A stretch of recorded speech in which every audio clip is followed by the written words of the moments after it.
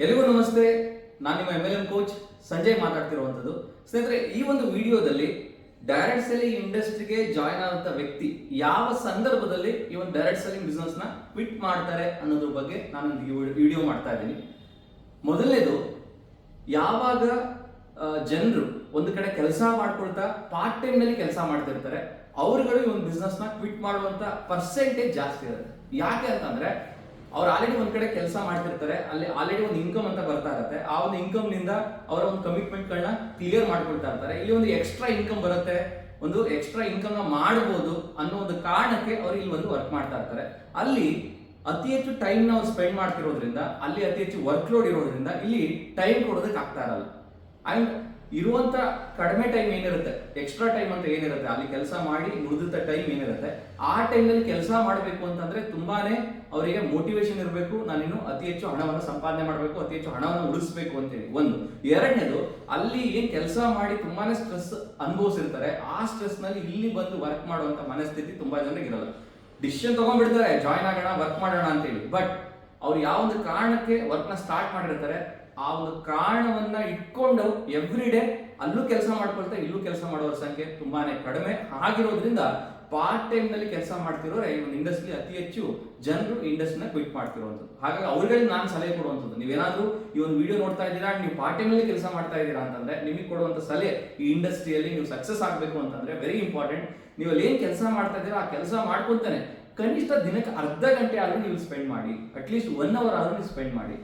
ಅಲ್ಲಿ ಕೆಲಸ ಮಾಡಿ ಇಲ್ಲೂ ಕೆಲಸ ಮಾಡುವಂಥದ್ದು ನಿಮಗೆ ಸ್ವಲ್ಪ ಕಷ್ಟ ಅಂತ ಅನಿಸ್ಬೋದು ಬಿಗಿನಿಂಗ್ ನಲ್ಲಿ. ಬಟ್ ಜೀವನದಲ್ಲಿ ಇರುವಂತ ಕಮಿಟ್ಮೆಂಟ್ಸ್ಗಳು, ಇರುವಂತ ಖರ್ಚುಗಳು ಅಂಡ್ ಸೇವಿಂಗ್ಸ್ ಮಾಡಬೇಕು, ನಾಳೆ ಶ್ರೀಮಂತರಾಗಬೇಕು ಅನ್ನೋ ಒಂದು ಕನಸು ನಿಮ್ಮಲ್ಲಿ ಇತ್ತು ಅಂತಂದ್ರೆ ನೀವು ಎಕ್ಸ್ಟ್ರಾ ವರ್ಕ್ ಮಾಡಲೇಬೇಕು, ಇಲ್ಲಿ ಟೈಮ್ ಕೊಡಲೇಬೇಕು.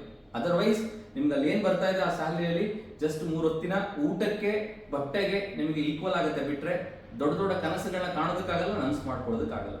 ಇದು ಮೊದಲನೇ ಪಾಯಿಂಟ್. ಎರಡನೇದು, ಫುಲ್ ಟೈಮರ್ ಆಗಿ ಕೆಲಸ ಮಾಡ್ತಿರ್ತಾರೆ, ಒಂದ್ ಒಳ್ಳೆ ಇನ್ಕಮ್ ನ ಪಡ್ಕೊಂಡಿರ್ತಾರೆ, ಒಂದ್ ಒಳ್ಳೆ ಅಚೀವ್ಮೆಂಟ್ ಮಾಡಿರ್ತಾರೆ.